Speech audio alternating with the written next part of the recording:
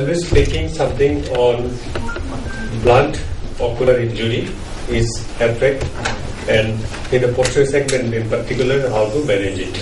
When there is an injury, a series of events occurs in the eye. I wanted to show this with this animation, and as a result, some changes occur in the ocular tissue, which in sum total give rise to various clinical manifestations, and the injury gives rise to a compression to the globe. There is decompression, then overshooting, and oscillation. When there is a trauma, the globe deformation may be even as 28% within 40 milliseconds of injury. Here is an example. You can see that the trauma has caused an angular recession, and the extreme stretch, relative displacement, and shearing. All these three together give rise to various effects, not only in the posterior segment but also in the anterior segment. All cases of blunt injury should have an initial ophthalmic evaluation. Its aim is to determine the extent of the injury, the association of ocular injury, extraocular injury, if any, because it may be the first contact point of the person, and the general status of the patient. The clinical history should include the nature of ocular injury, likelihood of other associated extraocular injury, prior history of any eye injury, the document we require, the setting of injury, whether it is assault, workplace injury, circumstances, use of any protective eyewear. These are necessary for management and medical legal future requirement. The initial clinical evaluation of posterior segment blunt trauma starts with vision. Pupillary examination is very important. Slit length evaluation to be done, particularly for occult rupture of the sclera. We have to focus on depth of the anterior chamber, either any cataract formation and irregularity of the pupil. The fundus examination to be done in particular for any retinal tear, retinal detachment, choroidal hemorrhage. Some ancillary investigations we also do, particularly if the media is opaque, and ultrasound has a tremendous role to find out choroidal hemorrhage, posterior scleral rupture, retinal detachment, subretinal hemorrhage, occult lobe rupture, underlying the rectus muscle, anterior epiretinal membrane, posterior lens rupture. There are some of the ultrasound investigation where you can find out the subretinal hemorrhage, then globe rupture, retinal detachment, or the choroidal rupture. Besides that, we can also document if there is avulsion of the optic nerve. Computer tomography has also a tremendous role in initial evaluation. Now I will tell some effect of blunt injury into the retina. One common situation is macular hole, and its clinical appearance varies. It may be a very small hole to a very large hole, and some of the cases may be associated with hemorrhage in the posterior pole, some may not be with the hemorrhage. And this may be the natural sequelae of the traumatic macular hole. As you know, the traumatic macular hole, the prognosis is not very good, but still you try in many cases with macular hole surgery. It is a video showing the vitrectomy has been done and internal epiretinal membrane, ILM filling has been done. After that, a fluid gas exchange and a C3F8 tamponade will be followed with positioning.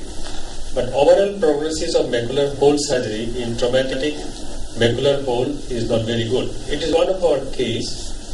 Here you can see the macular hole and preoperative optical coherent tomography, and after the surgery the macular hole closed. But that may not be good situation in all cases of traumatic macular hole. So while prognosticating, these facts to be kept in mind. Another common feature is traumatic retinal tear, and that may be missed in many places. Suppose a small tear has occurred over here. Initially, if the fundus periphery is not carefully examined, then subsequently it will give rise to a devastating situation like retinal detachment. Various types of tear can occur. It may start from the dialysis, or it may be a traumatic macular hole, as I have told, various types of harsha tear, and if any tear develops an operculated hole, these are relatively safe situation. These are some of the documents. Here you can see the peripheral tear has occurred. Here essentially the central vision remains alright. This necessitates why we should examine the fundus periphery carefully. There may be a retinal hole like this, or it may be tears like this. Here you can see the posterior pole is excellent, vision is good, and there is a retinal tear. These cases you need to counsel, you have to explain to the patient, you have to show the documentation. Otherwise the patient will be telling that my vision is good, only little floaters is there, why I should go and operation. When a peripheral tear is there, the prophylactic treatment is to be done as and when it has been detected, and a various laser photocoagulation will give a very good result. And cryopexy was the previous treatment of choice, but generally in most of the situations we try to avoid cryopexy because through that break the pigment may come out and there may be PVR change and the situation may be further worsening. When there is a giant retinal tear, first we identify the peripheral break and then we do a scleral buckling surgery. It comprises barraging the 360 degree with the cryo application, and after that we put a scleral buckle which change the physics inside the eye, retinal detachment settle. Sometimes we may have to drain the subretinal fluid, and the scleral buckling may be a simple buckling, or we can fortify with a belt, and this may give a fairly good result. On examination, if we find the profuse tobacco dusting into the anterior vitreous face, then we have to look into the fundus periphery, and at that time you can find a giant retinal tear. In case of hemorrhage, as I have told, ultrasound is of immense help. Now, scleral buckling success rate is 98%, and here you can see it has been successfully treated, but about 3-4 years after the buckle has displaced, that situation also you can manage. You remove the buckle, and once it attaches, it will continue to remain attached. Now, alternative management is we can do vitrectomy. After doing the vitrectomy, the fluid gas exchange can be done and endo-drainage is performed. And after the endo-drainage has been completed, when the retina is settled, a barrage laser photocoagulation is done surrounding the tear, and after that it can be exchanged with either endolaser, either with silicone or with a long-acting gas. The perfluorocarbon, as you know, it has tremendously changed the outcome of the giant retinal tear. It literally flattens the retina, irons the retina against the wall, and similarly we can do a laser photocoagulation surrounding the tear, and we can attach the retina. The prognosis is guarded. There are two examples. You can see it is a silicon filled eye, and this is an eye. We have to do 4 number of surgeries. Ultimately, 360 degree retinotomy we have performed, but central part of the retina is working. So we have to keep in mind, in the GRT, the prognosis may also be delayed because central part remains clear. The subhyaloid hemorrhage, it may undergo a spontaneous resolution, as we see in the right hand side, but in the below to picture, we may have to drain with the laser hyaloidectomy. Sometimes there is a hemorrhagic necrosis of the retina when there is a high missile injury, gunshot injury occurs in the periocular region. Sometimes it requires surgery, but if there is a detachment associated, we have to treat the case.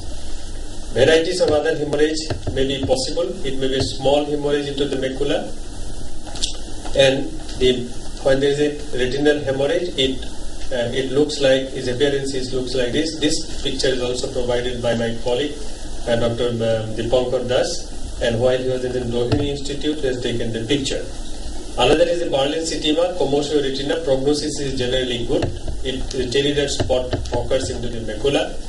But if it is occurs in the central part, many times the vision is lost. Peripheral part, if it occurs, it resolves with pigmentary changes and may be confused with retinitis pigmentosa sometimes. Choroid may rupture, and various types of choroidal rupture is possible directly into the periphery, or it is indirect, it occurs in the central part. It is one example. You can see the peripheral hemorrhage occur. All fluorescent angiography you can detect it here, and this is the consequence after it heals up. As the future fibrosis can involve the central area, so the prognosis is always guarded. This is an indirect choroidal rupture. Various forms we can find, and generally if it involves the fovea, the prognosis is good. Another common situation nowadays is the traumatic dislocation of the lens into the vitreous cavity. Here you can see the lens is dislocated. If it dislocates, then we have to remove the lens, and it is to be substituted with the scleral suture fixation IOL. The globe rupture is possible following a trauma, and it is also, here you can see a histopathological picture. It is showing the scleral rupture. This picture also been given to me by my colleague Dr. Das. Now, I can assure this sort of scleral rupture can be repaired, and we can give some amount of vision to the eye. And I thank you for the patient's hearing, and if any question is there,